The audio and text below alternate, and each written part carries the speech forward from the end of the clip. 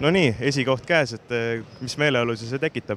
No, eks iga esikoht on hea meeleolu, hea emotsioon ja kui on võimalust, siis läks nii-öelda õnneks ja saime seekord jagu ja poiste üle on hea meel. Poisid on nii väiksed, et ma ei tea, kas nad ise ka aru saavad veel, et nad on Eesti meistrid või on see mingisugune turniir või mis see on, aga loomulikult on hea meel.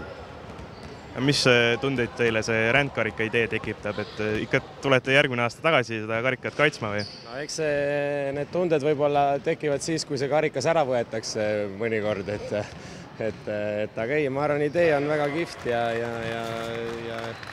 ja kindlasti toetan seda. Kui palju te trenni sellises vanuses lastele üldse teete? Noh, tegelikult ikkagi päris palju. 4 korda vähemalt nädalas ja siin veebruarikuus tuli poistele kas 28 päeva jooksul tuleb 19 mängu.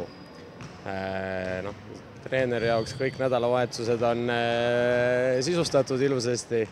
Et ütleme 4 korda nädalas treenime, nädalavahetustel turniirid, mängud ja nii ta läheb. Millele te nagu põhilise rõhu panete trennis lastel? Eks nii noortega tehnikast hakkab see kõik pihta, et pallid kätte, nad on nüüd enamus on 3 aastat käinud, et eks iga aasta tulevad mingisugused uued nõudmised, et vastavalt siis muidugi poiste oskustele ja nii edasi. Aga kuidas see võit ikkagi tuli, et milles teie poisid paremad olid?